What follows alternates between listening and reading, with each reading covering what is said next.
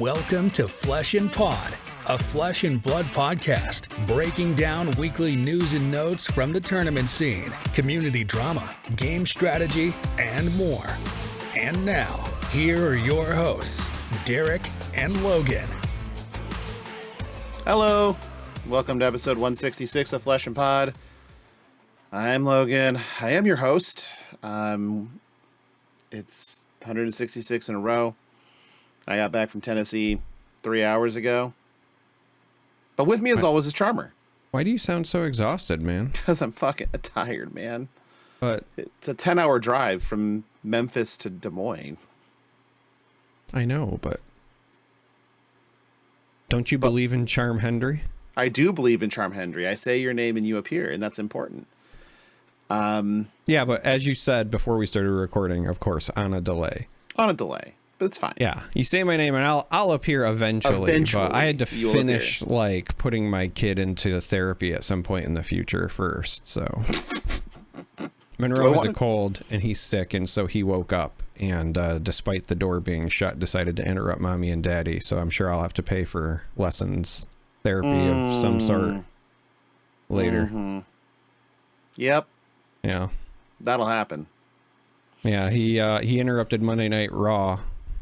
I'm sure he did. Yeah. I'm sure he did. Okay, well, this is already going so well. You missed me, right? No, I did. I got a lot of Where's Charmers in Memphis and had to explain that he had Star Wars to play. Yeah, that didn't even go according to plan. It sort of did.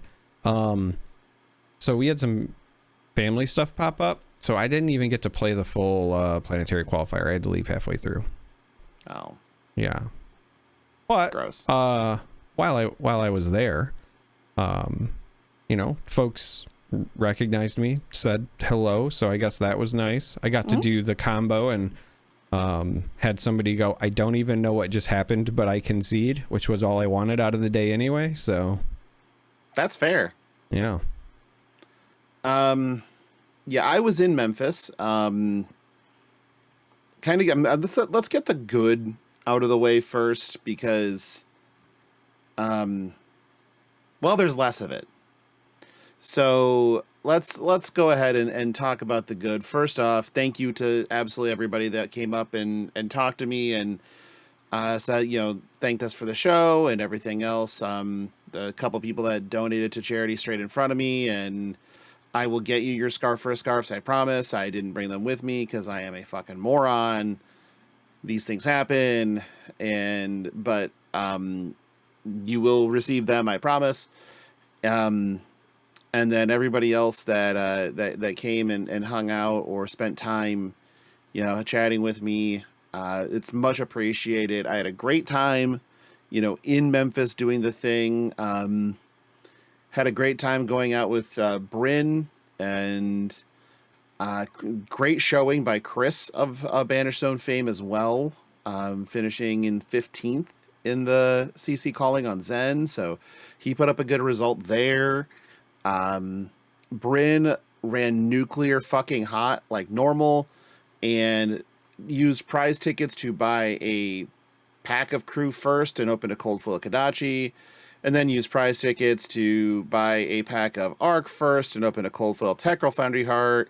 So, just running hotter than the sun at that point. Yeah, that's kind of wild. Yeah, it's pretty fucking wild. But she's just sitting there.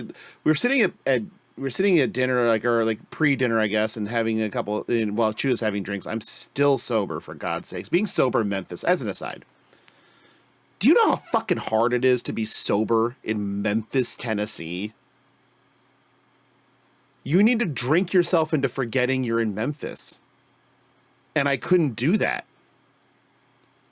It was rough. I don't have that problem, but you also didn't drink 19 beers in Prague that night. You are correct. I did not do that either.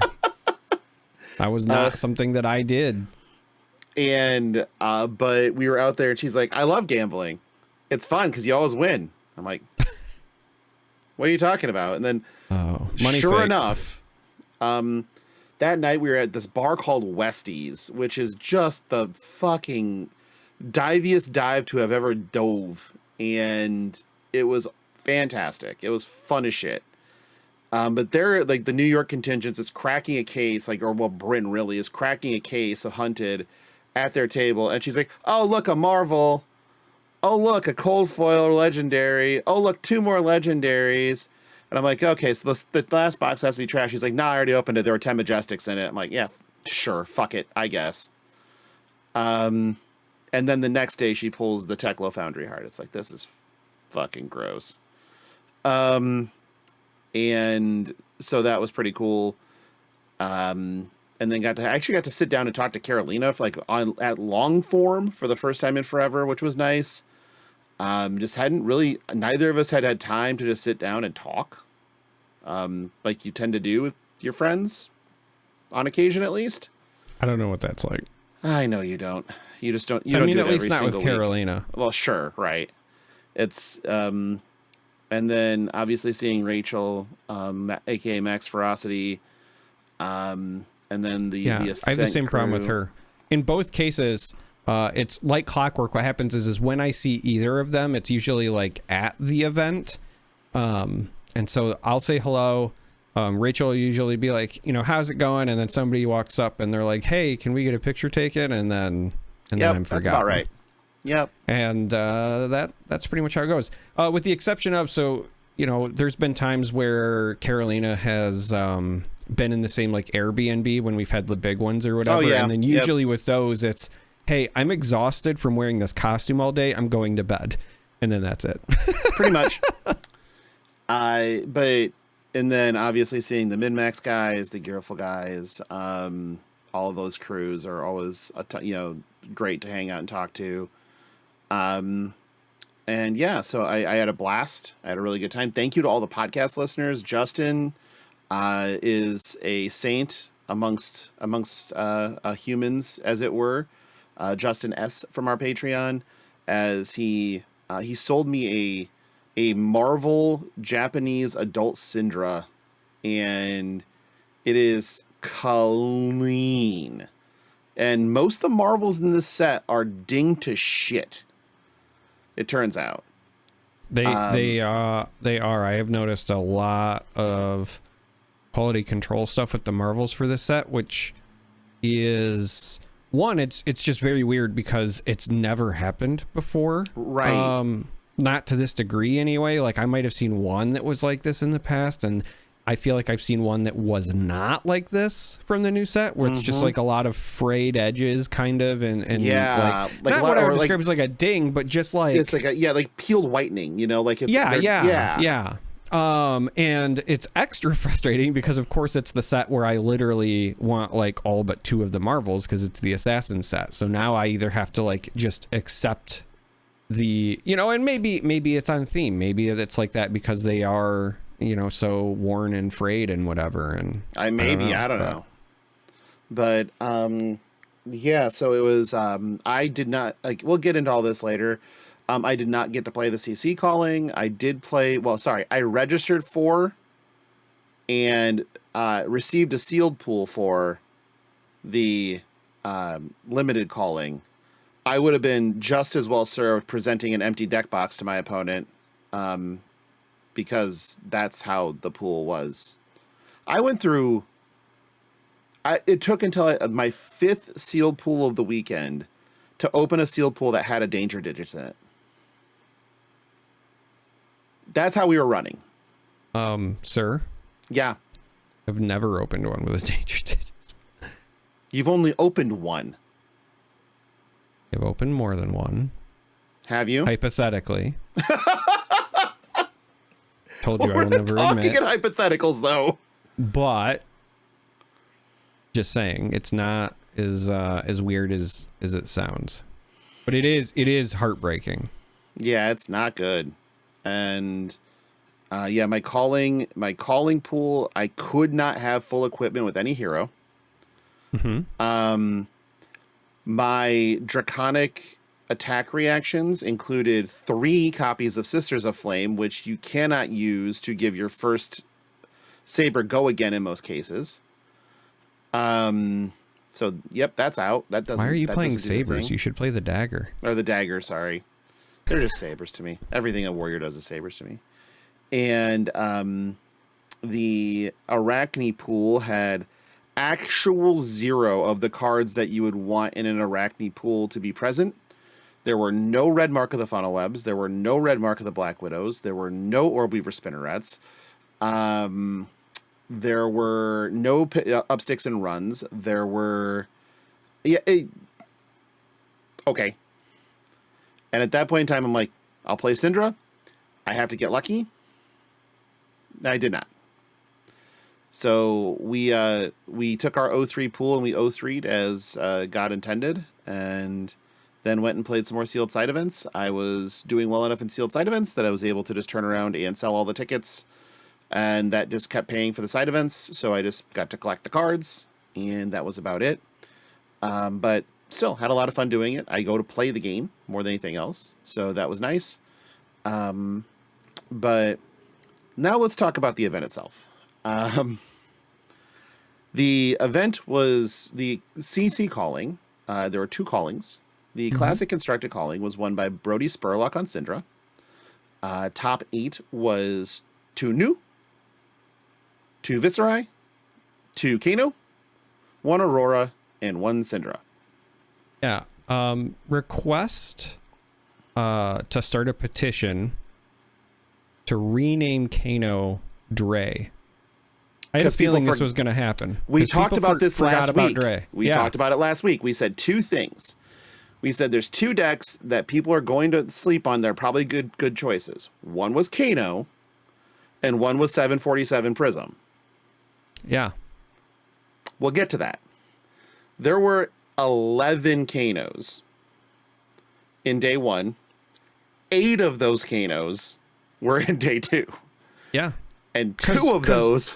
With all of the ninjas and most of the assassin builds that I saw, like AB1 at most. AB1 at most, and even if you were running AB3, what were you going to pitch to pay for it, right? Like, it was a lot of red line out there, too. Mm-hmm. Sure was. And people were getting blasted. Notably,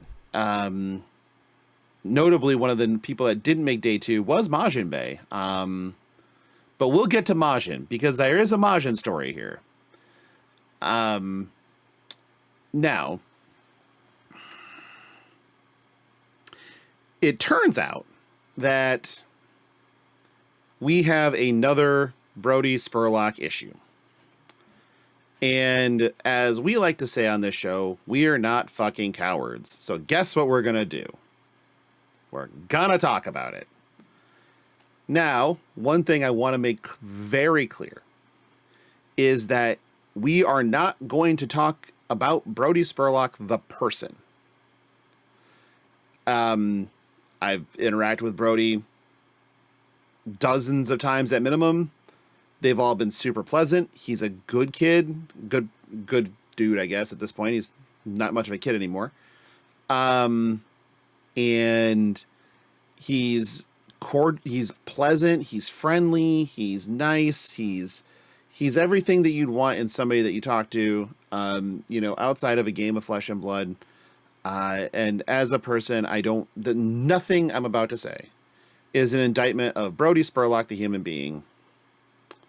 But let's talk about Brody Spurlock, the card player, for a minute. Now, during this event, a couple of things happened. And the most egregious one that is getting talked about most in the discourse TM is Brody's opponent played a Command and Conquer. They pummeled the Command and Conquer. They did not announce the trigger for pummel or Command and Conquer.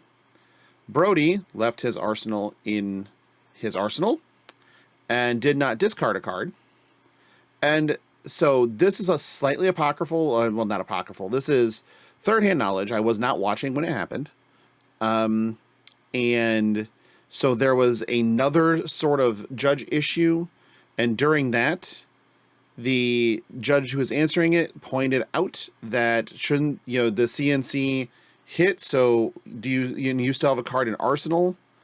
And Brody said something to the effect of, "Judge, is that outside assistance?" Which now leads me to believe that he was playing that angle. And the ruling ended up that the trigger was missed, and the Brody did not have to discard a card and did not have to destroy his arsenal. Now, within the context of the rules of the game, that is at least to a degree accurate. However, we also know that, or have witnessed at times, Brody playing at very deliberate paces that seem to suggest that he's doing that intentionally to throw off his opponents and to cause his opponents to rush through their turns in the interest of not going to time. And in that, this is the type of thing that would happen when you do that.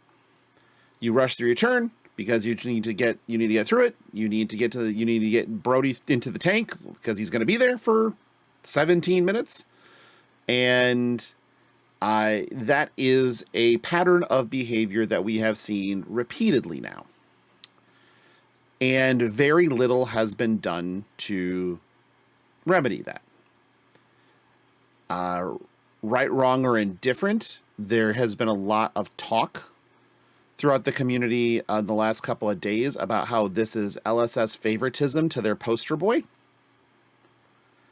And I don't know if I'm ready to go that far. However, I can also, judges are human beings, and they are trying to do what's best and right for the event. And in this case, they, in my mind, when you are in a spot where you could easily resolve those effects, they probably should have just been resolved. I've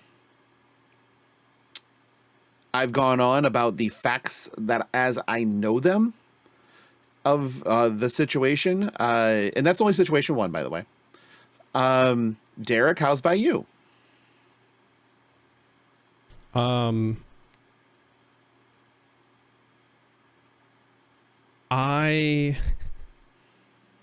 you speak about just the facts, I have a bit of a non-take, which is just that both players are responsible for maintaining proper game state.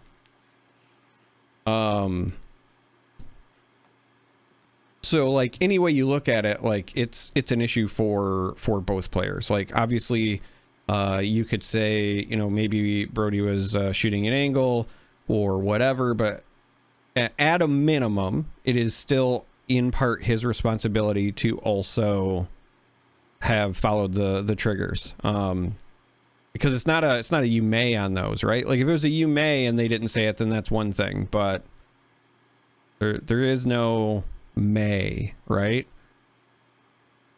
But, and I know that there's a lot of people who might not want to hear this part because it's easier to just be angry. It's also the responsibility of the person doing it. And I feel bad for the person, and I don't want to pile on them either, but I'll be damned if I ever pummel a CNC and I miss the trigger.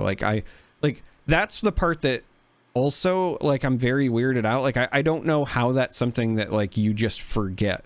It is, and maybe it's because I am a pummel apologist. I'm a pummel aficionado. I try to put that card in every deck where it doesn't belong. It's no shit. My favorite card in the game. But if I ever pummel you and I miss the discard trigger, just call 911. I'm having a stroke, right? Okay.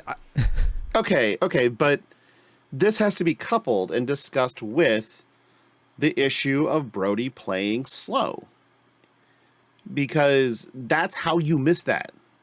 Is because no, I don't buy that one bit. No, I'm sorry. If my opponent's slow playing, it doesn't make me fucking miss a pummel. I'm sorry.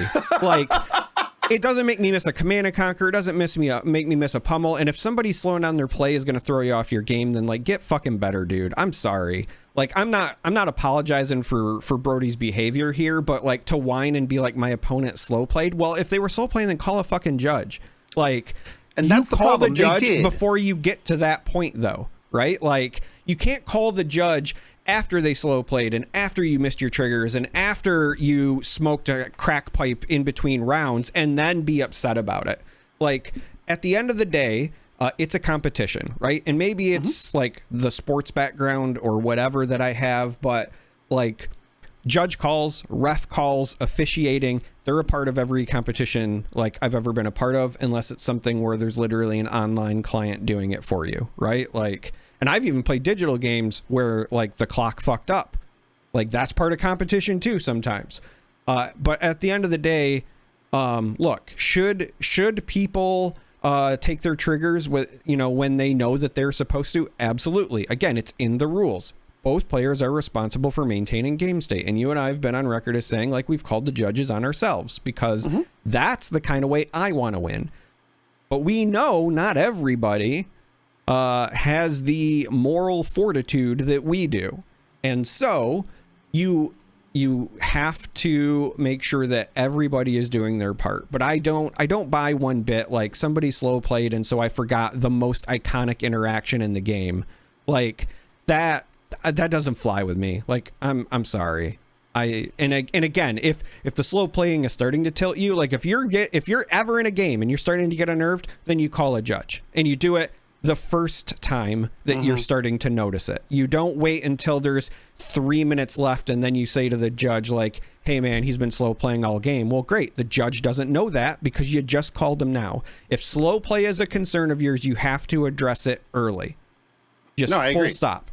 And again, I'll also admit I'm a bit of a veteran. I've played a lot of Guardian and I remember the horrors of, you know, when Oldhim was brand new and you had a bunch of players that didn't play a single fucking attack in their deck. It was all D-reacts and earth cards and whatever because they thought that's how you played Oldhim back then.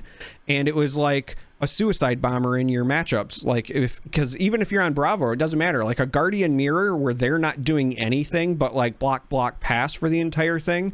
Like you're going to go to time. And so perhaps that has radicalized me, but like if you think that there's slow play involved, then you call the judge. It's that simple. Like if there's a concern, then you call a judge. If you get like, you should also just as a player, you should get to the point where like before you end your turn, right? Like you should always have that mental pause anyway before you move on, just to make sure that you're not missing anything. Like it takes almost no time to just stop yourself and think to yourself, is there anything else I need to do before I pass to the end of the turn? Am I missing something? Because that's in time for you to rewind, right? If the thing is still there and you haven't scooped stuff up and started drawing your cards, like you could call a judge then and probably get a rewind, right? You got to understand your windows. And so you should have like this mental rep thing to be like, hey, what am I forgetting? The same way that you remind yourself about Tunic at the start of the turn, at the end of the turn, you should remind yourself, is there anything else important that I was forgetting? And I'll be damned if it's a fucking pummel on a command and conquer that I forget. Like I said, literally, like call my next of kin and notify them I have died if I miss one of those. I'm sorry. I understand that part, and I agree with you. From my understanding, again, third-party knowledge, that they were in a spot where it could have been rewound and easily fixed. Nothing else had really happened. Sure. And hence the question, is this outside interference? Okay, two things here. One, if I'm the active player and the first judge is not giving me the rewind and I think that it could be rewound, then you appeal. Second, agreed.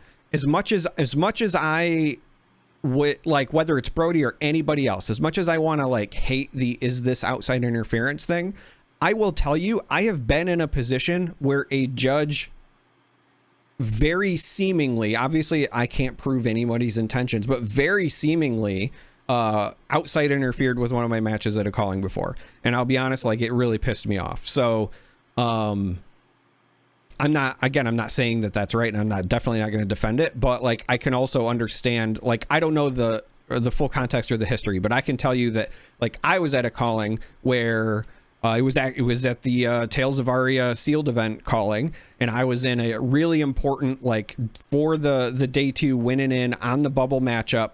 I was on Oldham. I had 0 games that had went to time all day because I understood how to play it. And I'm at the very, like, last part, right? Still more than 5 minutes left in the round, but it's very clear we're at the point where, like, either me or the other guy wins in the next turn, maybe 2.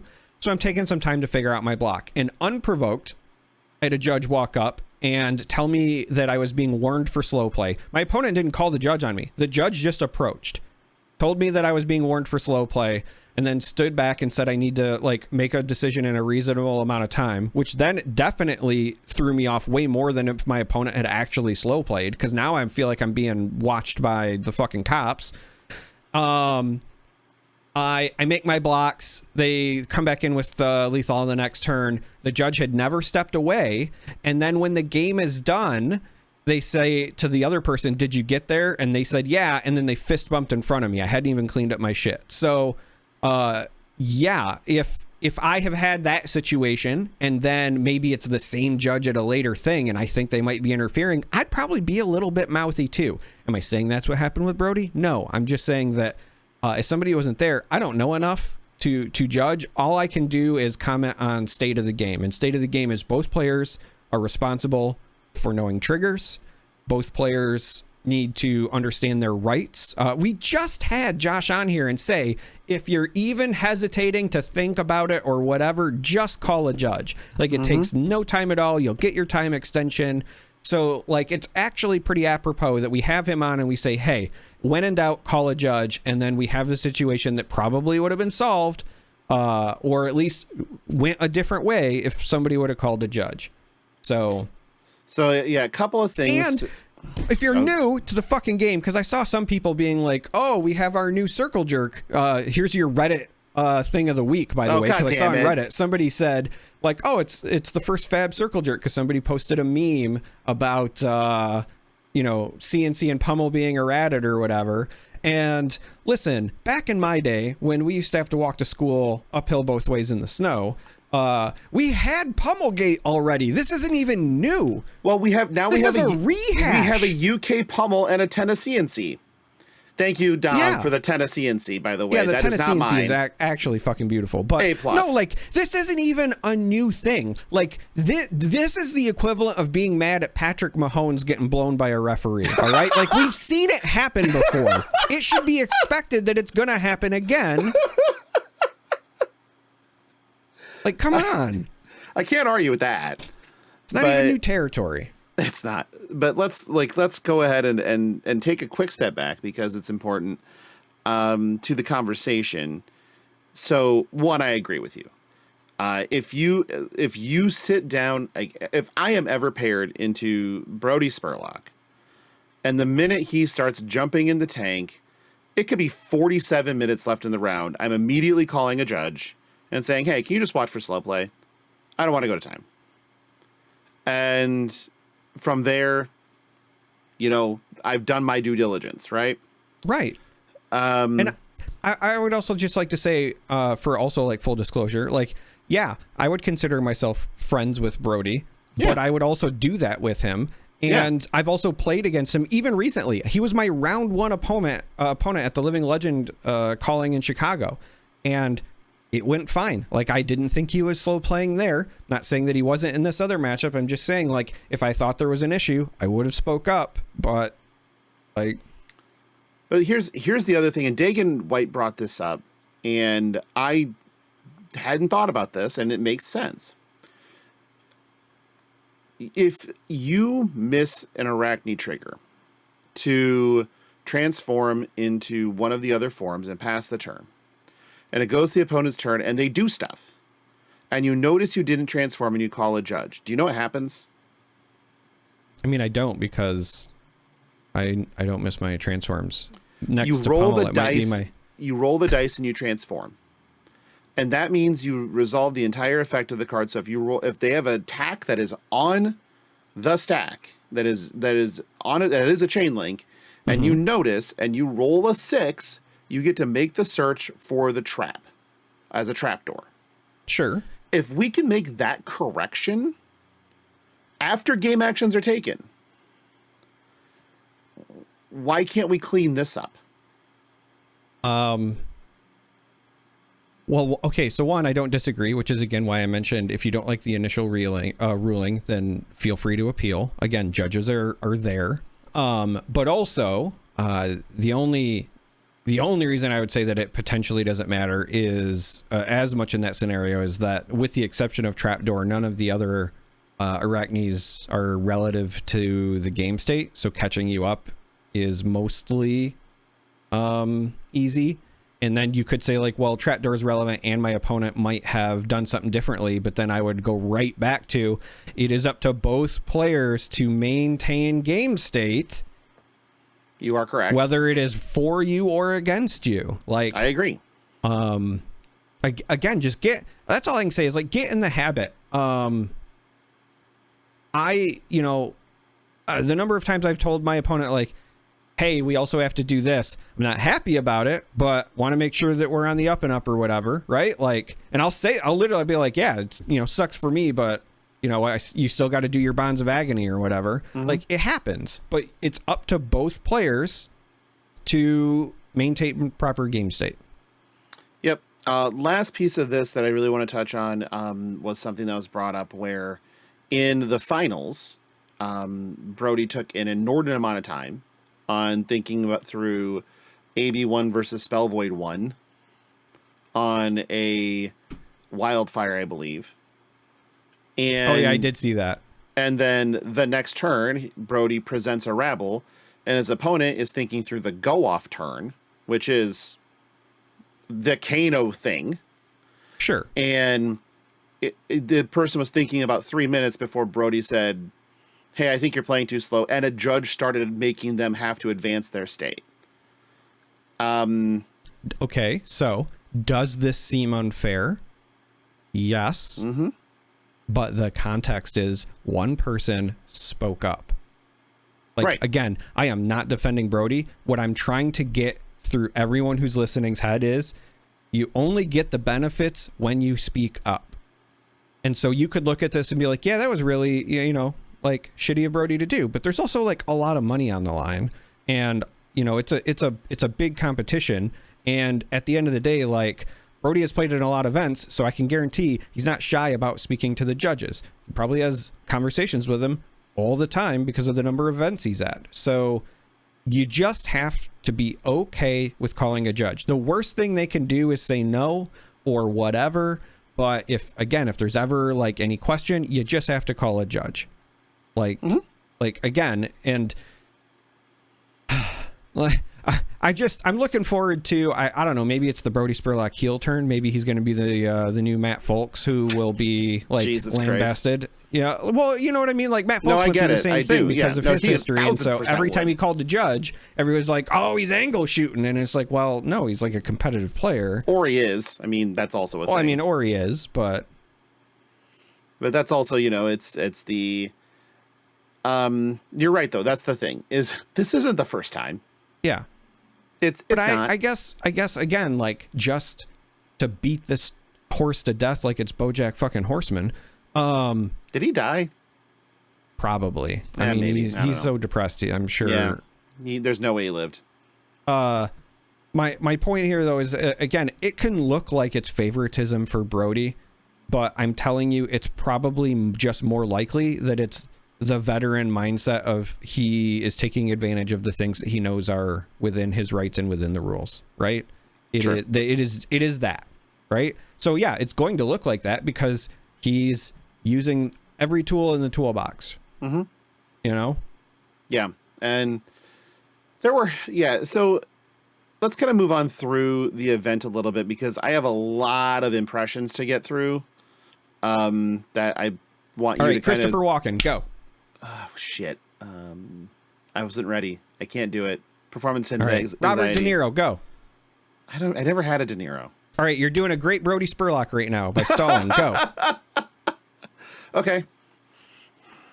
No, you were already doing it. But you can move on. Hold on.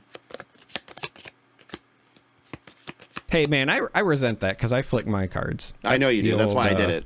Yeah. But Because I don't have I always have a fidget like thing, something to like mess around with, like, or I got like the silver dollar to like do the knuckle stuff. Like I have to have something, and so when I don't have anything at the card table, then it becomes the cards, and I know it's annoying as shit. It even annoys me, but I can't stop. Sure, that makes sense. So the Sealed Calling was won by Michael Hamilton. Now the fun part of this is a day 2 competitor and noted limited expert Majin Bey goes to draft. There you go. I like it. Is that a Magners? No, this is Dead Billionaires. Oh, man, if only we could drink those.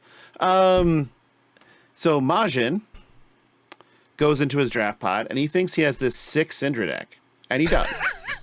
To be fair, he does. However, when he goes to like lay out his equipment and figure it out, he realizes he has drafted all the Red Alert equipment because it looks really good. But it looks really good for Assassin Warrior. Yeah. So he had no equipment. He had a full set of Assassin Warrior equipment.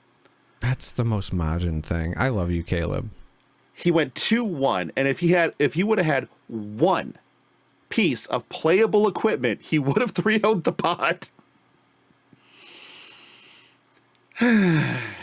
What a fucking legend. I love Caleb so much. He's just trying to get achievements by doing it on hard mode on purpose. I don't know. It's Caleb. Sure. Just fucking golden, I guess. That was beautiful. Yeah. But so we won Seal Calling won by Michael Hamilton. Looked it was I think he was on Fang if I remember right, against Prodigy, aka Austin Reddington, in the finals, who I believe was the only Arachne in the pod. Yeah, shout out to Prodigy, by the way, for a couple of reasons. One, Arachne, but also just one of my other like Legends of Runeterra refugees. For those who don't know, I know obviously everyone knows like Majin Bey comes from there, but Prodigy was also a phenomenal Legends of Runeterra player, and he's just an all-around good dude. So also an illusionist main. I take back everything I said. Exactly. But that was an interesting one right there.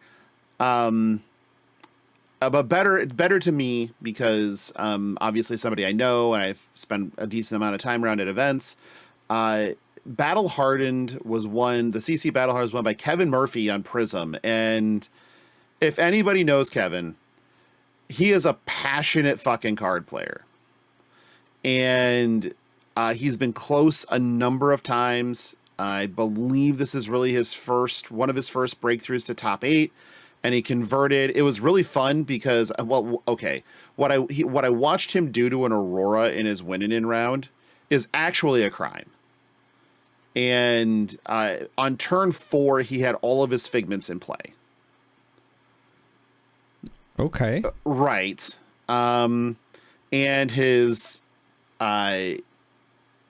opponent the entire time is going, what the fuck is going on here? I don't even know. I've never seen a Prism before.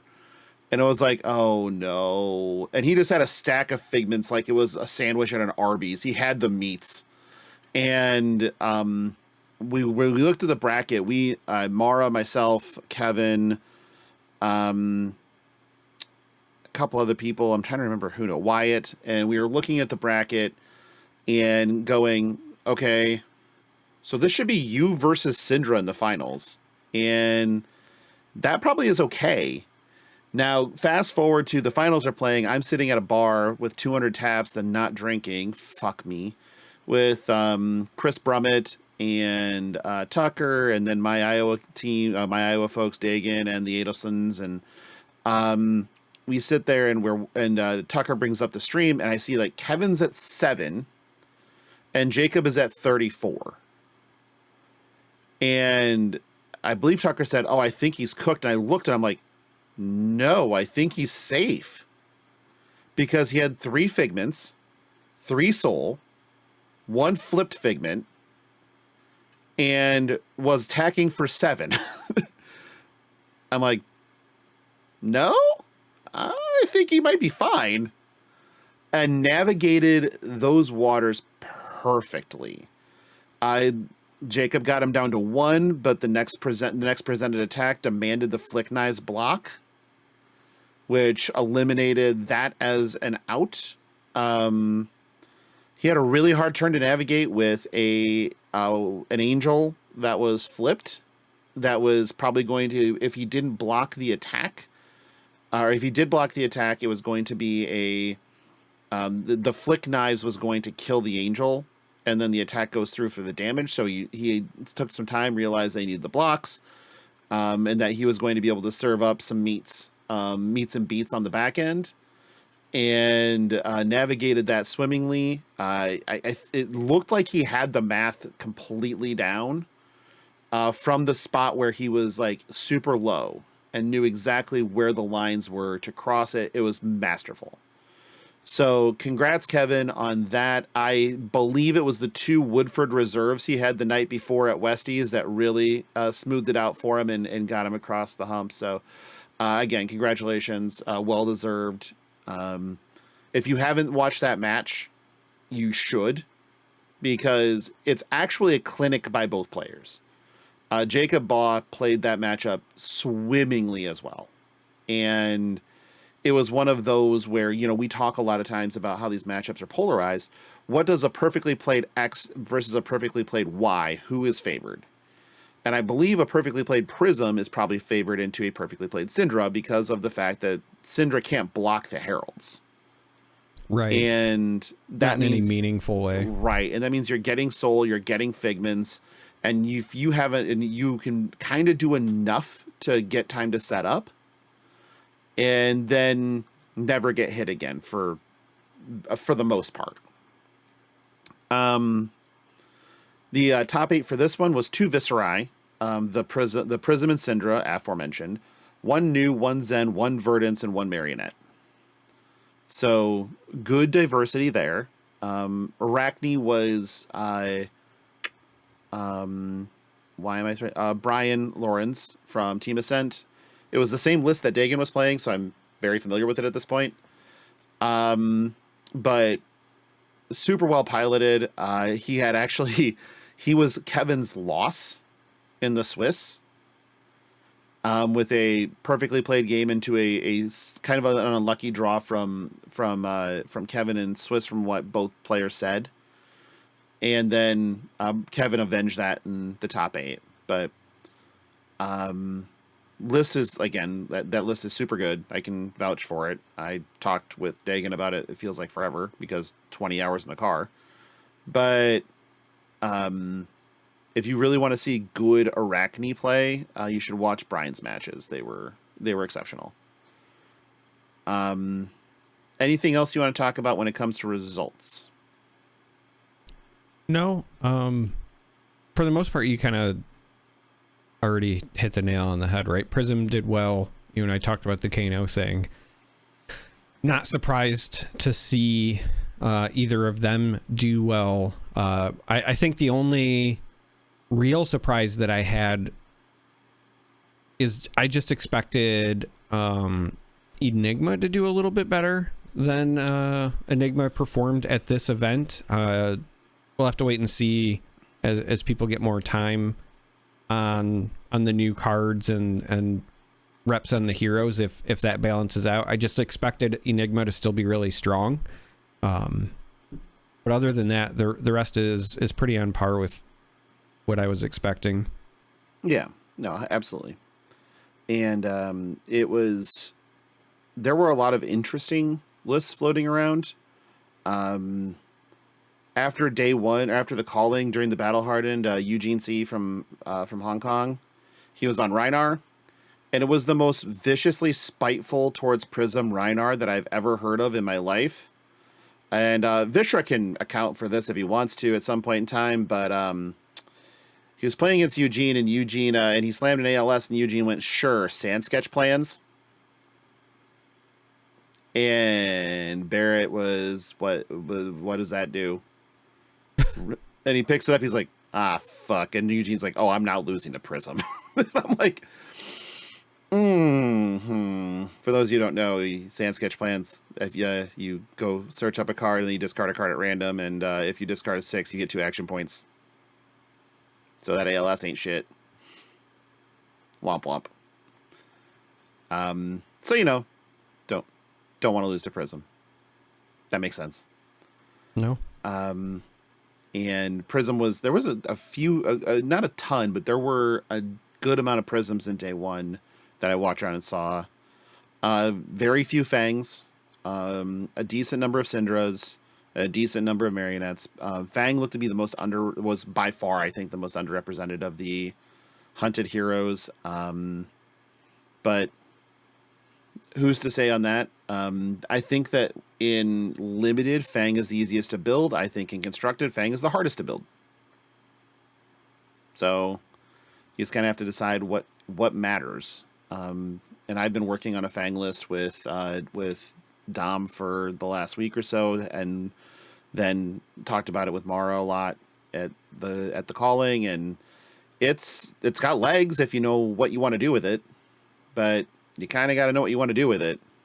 So there's the maybe board is like 80 cards. It feels like not the deck. The maybes are like 80 cards. Right. Yeah. Now this was the first real double calling that has happened, and so couple of things. Well, the way this played out is that the CC calling was on Friday, which is the day of release for the hunted. Now, what they did to try to mitigate that was they opened up the event hall on Thursday night for people to go in and buy cards buy hunted singles from the vendors. Right. Right. I want to be clear. No shade to any of the vendors on this at all. But we were pretty close to like gouging territory on prices for purchasing cards. Because let's face it, supply and demand, right? It's right. Capitalism, baby. And the vendors themselves had a very limited supply of product that they opened, and were selling through stuff. I think every vendor sold out of all of their hunted boxes that they had still sealed by Saturday, like noon Saturday. And they were even at like 110 a box. They were still flying off. 120 for Japanese, but so the prices were very high that Thursday night. But if you were going to play or registered already with a deck list for the calling on Friday, what were you going to do? Like you either pay the money, those prices then and there to play the event that you registered for with the deck that you've tested, ostensibly, thoughtfully, maybe. Or you do what? Right? Right. And so that to me presented kind of a very large problem. So, and truth be told, and coming about this from a position, I had a list I wanted to play.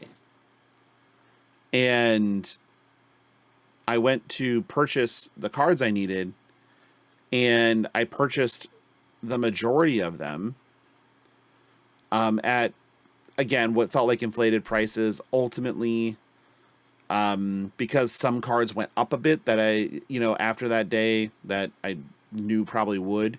I don't think I did too bad on what I paid, but it was over. However, I needed Shelters from the Storm to play.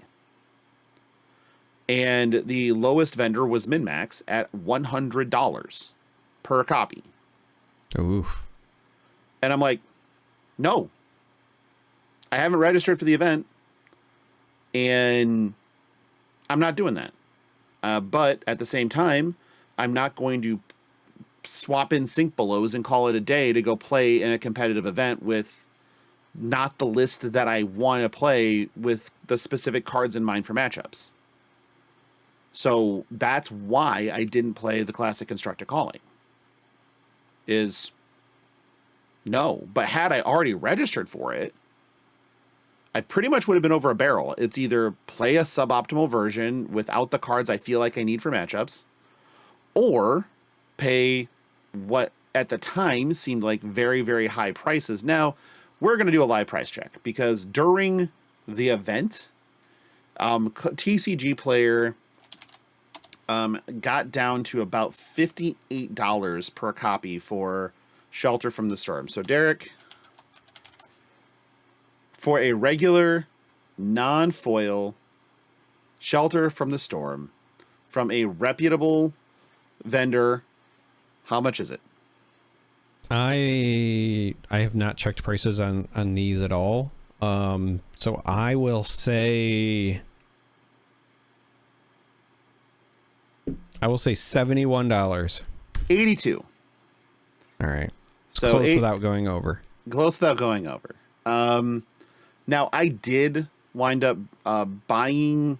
I had 2 already, and then I bought one from another buddy that cracked one when they were at 60 on TCG Player. I just bought it for 60 from him, and that feels pretty good at the moment, honestly.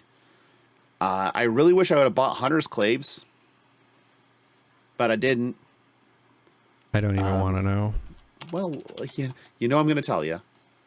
I know what they were when I looked earlier today. Ooh, they got worse. I know it's got to be bad because you probably need 3 of them too. What's the number? I'm going to say for non-foil, just like regular ones, I'm going to say $45. 34. Oh, okay. But they were 12 to pre-order. So, and they were 25 yesterday. Right. So, yeah, same story. And I think that there's a little bit of allocation problems happening too. I think that's large. I think a portion of that might be because of the world premiere into a sealed calling, with trying to prioritize making sure that the vendors on hand for the calling would have product to crack for singles. But who's to say? Right. Now, in my mind, it would have made way more sense to have the sealed calling on Friday, and then the CC calling start on Saturday. Now, I get it, because, and this was pointed out in our Discord, I believe by Clark, that this was, outside of a Pro Tour or Worlds, a Tier 4 event, this is the first time that they've ever put 3 days of CC coverage on. And I'm going to guess the viewership was higher. I haven't looked. One shout out, though, that I need to make. Ethan took me behind the scenes with the new setup and everything. While he was testing video with Mara and Dagan playing. And the setup is fucking phenomenal. Like, the effort he has put into that has made a S-class setup. And I know he has a couple of little other things that he hasn't quite done yet that he's prepping for London. London will be the cleanest looking broadcast in Flesh and Blood ever. I'll go on record now. All right. The plans are outrageous. It is amazing what they've been able to accomplish. So hats off to Ethan and Nathan and everybody else at Savage Feats, and obviously Sam for his contributions as well, heading up that portion for the LSS side. But the amount of blood, sweat, and tears that Ethan's put into making this into the best looking stream you can possibly imagine is remarkable. And so hats off to Ethan on that one. He crushed it. It looks so good. And just the technology and how he built it is really shining through now with the way that coverage is. Coverage is approaching that WotC level of clean and being able to with the interaction between the producer and the talent without that's seamless, without it going over air, things like that.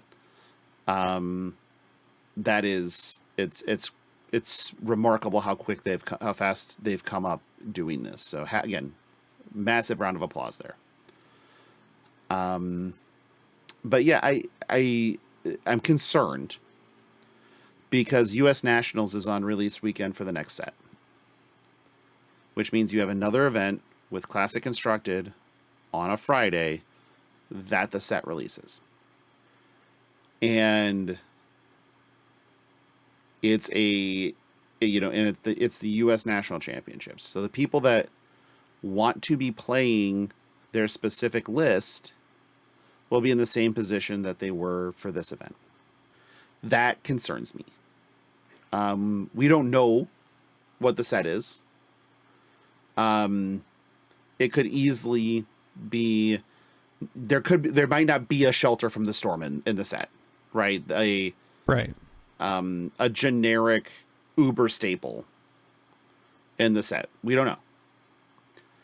It also could be, a little bit more heavy hitters-ish, I guess, where you don't have these talented new heroes with a big shifting gameplay ready to be just cooked on. You don't have that either. You might not have that either, which you had here. But it's still a concern after seeing what happened with this set specifically, or with this event specifically. I'm also going to issue a public apology to Mara Ferris. I know I don't do this often because it's Mara, but we were sitting at a table and we were talking through Fang, and a listener comes up and sees us talking. He asks, "Hey, do either of you have an extra vest of the First Fist?" And I'm like, I don't have any with me. I mean, I don't usually carry Arc Commons. And Mara's like, yeah, I just have the one with me. And I'm like, I'm sure a vendor has like a cold foil or something. He's like, well, there's a gold foil at one of the vendors for $200. And Mara and I immediately just sit up and bolt. And we go to Magnolia first, and they have one graded in their case for like $700, which that makes sense. And I'm like, I don't think so. And then we're like, I'm pretty sure he does. And we kind of do a quick glance around and don't see anything. And so we eventually, like, we're sitting there talking with Spencer at the Magnolia booth. And the guy comes back. He's like, hey, I wasn't crazy. I found it. And he takes us there, again, running at this point. And we're body checking each other, which I win that, by the way. There's no fucking way Mara Ferris is knocking me off my pins. And we get to the booth and look down, and Mara's like, I think that's a cold foil. And I see the promo rarity symbol. I'm like, that is not a cold foil. That's a gold foil. Sir, I would like to purchase this card, please. And he's like, okay. And I'm like, can I pay with card? And he's like, yeah, I have to add a little bit more. So it'll be $201. I'm like, and here is my card. So now I own a gold foil vest of the First Fist. Add a little bit more on and it's 0.5%. Right. And so now I own a gold foil vest of the First Fist. I mean, sometimes. Fair enough. Sometimes. Yeah. That's kind of funny. Poor Mara. Poor Mara. Well, she found a cold foil at a vendor that she got for like $50. So, it's not gold. It's not gold.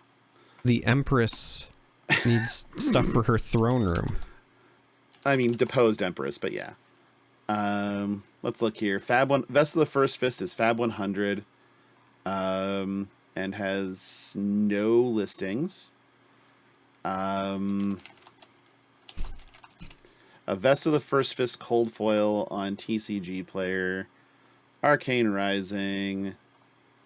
First edition cold foil is at $70. So, you know, she did well. Yeah. But I couldn't believe it was that price. That seems really low. But I'm okay with it.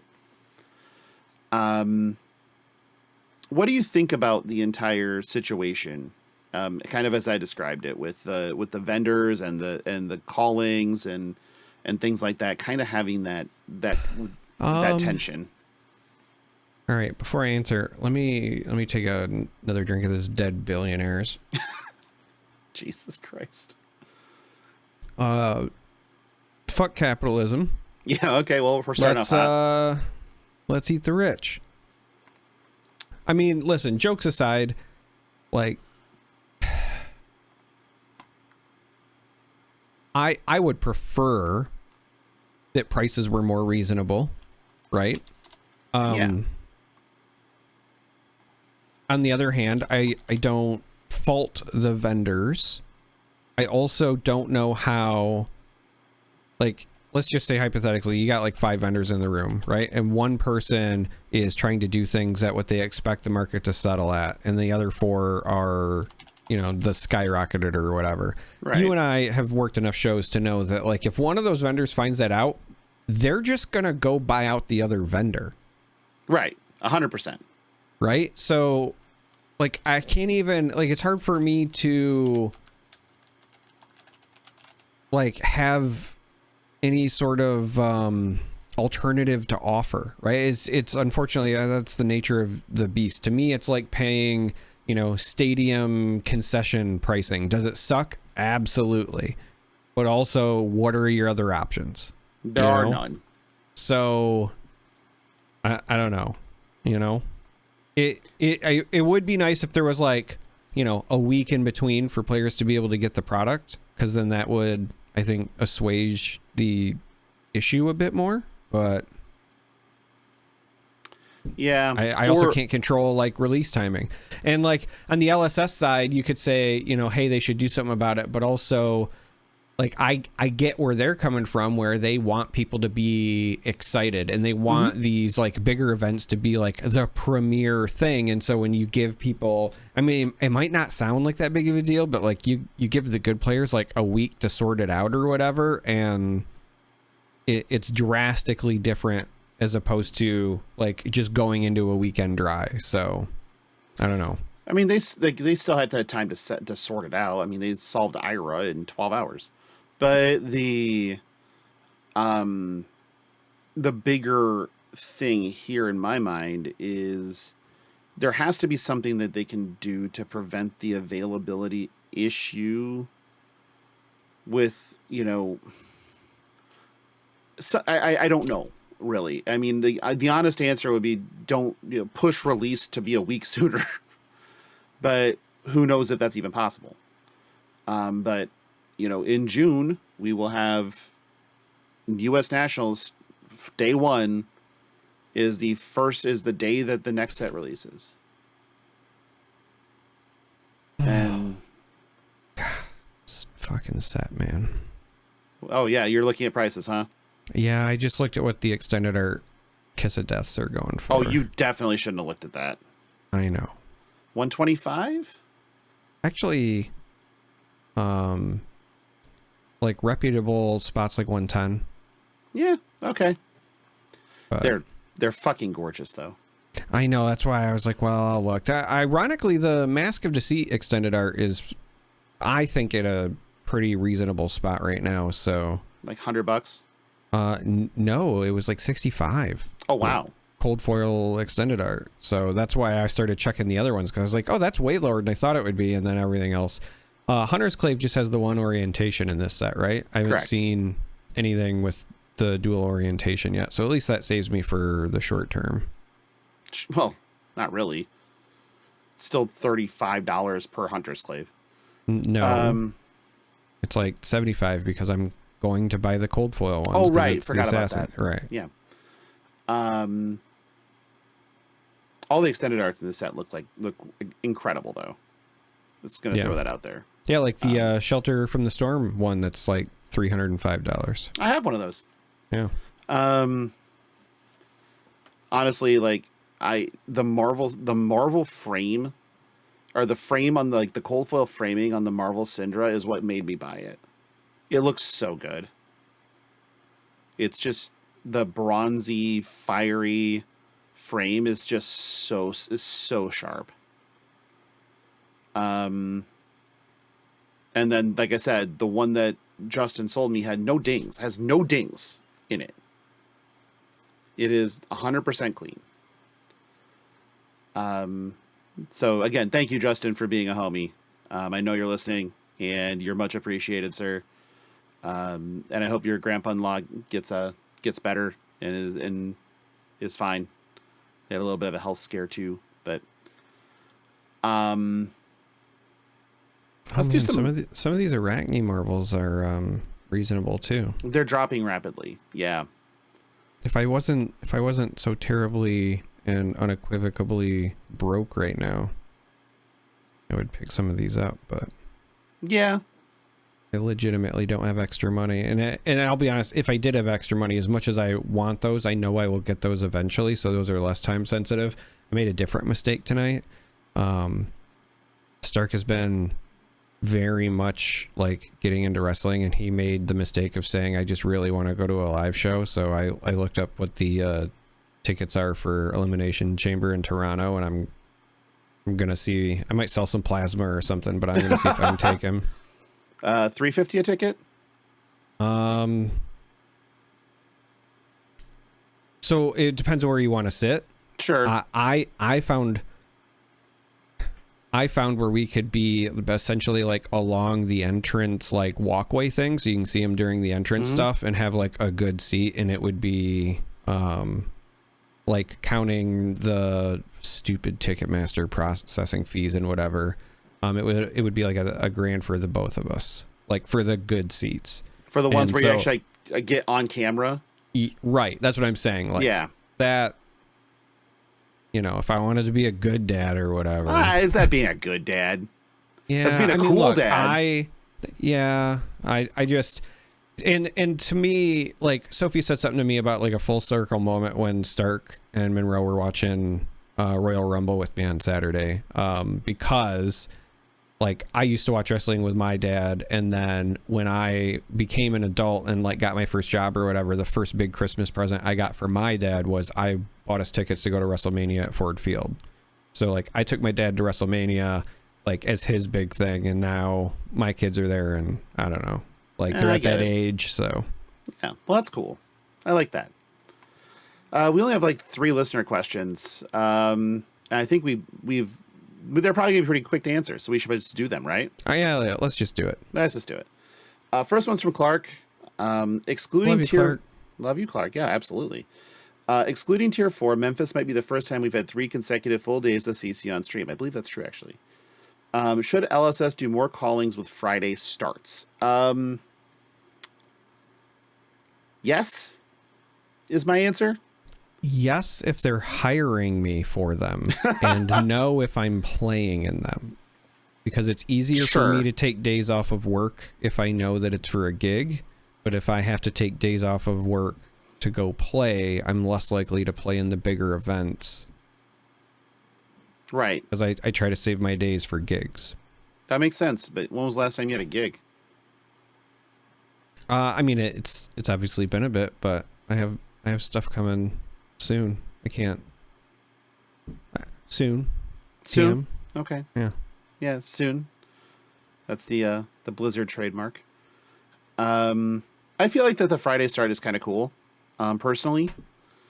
And it does make the callings feel a little bit more prestigious. Yeah, like full events, you know? Yeah.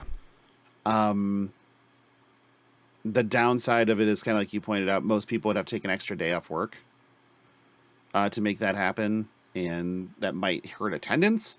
But as far as the viewing experience goes, and as far as a feel goes in the hall itself, in the event itself, yeah, I think they probably should. But And I think if they do, they really need to do it in cities that would be like destinations, you know? I love Beale Street. Memphis is not a scary city to me. It is for some people, but, I don't mind it at all. It is not the prettiest city you'll ever see, but it's the thing you have to understand about the United States is that some of the coolest destination cities are also some of the scariest cities. Sure. 100%. Like full stop. I would love to go to an event in New Orleans, but let me tell you, I've been off the beaten path in New Orleans. It ain't great. I don't think there's a city that I felt more out of my element, and that's saying something. It's pretty rare, but I had a moment where I was like, oh, I do not know how I ended up. I have also done that in the bayou. Yeah. I have done that in New Orleans. It is a little touch and go. But I've also done that in Detroit. And and maybe it's because it's like local, but like I never feel out of 15 years ago, Detroit though. Yeah, even like look, I was going to those like magic events in Detroit and whatever when I was like a mouthy teen, and even then like going down the streets with the windows boarded up and the cars on blocks and whatever, I never felt really out of my element. There's just something about the experience that I had in New Orleans that was more like, I don't know. It just threw me off kilter more than any other city that I've ever been in. And they do say that city's haunted, so maybe that has something to do with it too. But I love that part of that city. I got lost walking around Kyiv after leaving a karaoke bar at 3 a.m. I don't even speak the language there, and I was texting my buddy to like call the embassy if I show up missing, and even then I didn't feel unsafe. As The New Orleans was just a different vibe, man. No, it is, and I agree. But next it's a question. Cool place. It is cool. Next question is from One Hit Wookie. I haven't got far enough into the stream yet to see the offending CNC, but this isn't the first time and won't be the last time it happens. But it makes me think: would stream games and any winning in and top cut games be better off being proactively refereed? I feel like the table judge calling the triggers when a player doesn't would prevent some of these feels bad moments.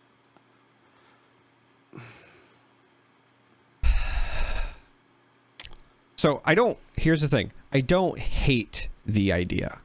However, when you start talking about like real issues of fairness, to me, it's more fair if the player experience is the same regardless of where your position is in an event.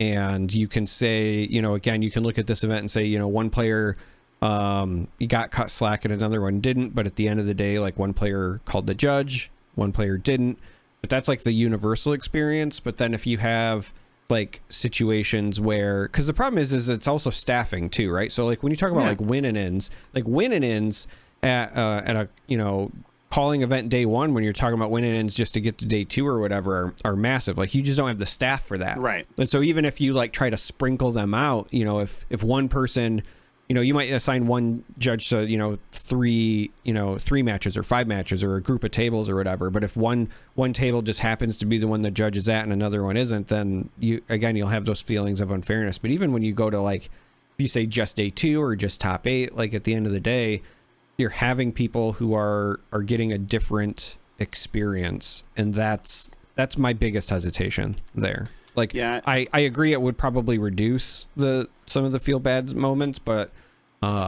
it also, like, if I'm being honest, it also has the potential, as weird as this sounds, to impact the skill parts of the game, because much the same way that like a digital client starts to remember things for you, and much the same way that Flesh and Blood has like rules against note taking and whatever, if you've got a judge remembering your triggers for you and proactively judging, like you can kind of take some mental stress off, right? Like, because you're just like, oh, the judge will catch it. Or let's say it's supposed to be proactive, but then a judge misses one anyway, which again, like, it's competition, refs, officials, judges, whatever. Sometimes they miss things too. Then what, right? So I would just prefer personally if the experience was the same throughout. Yeah.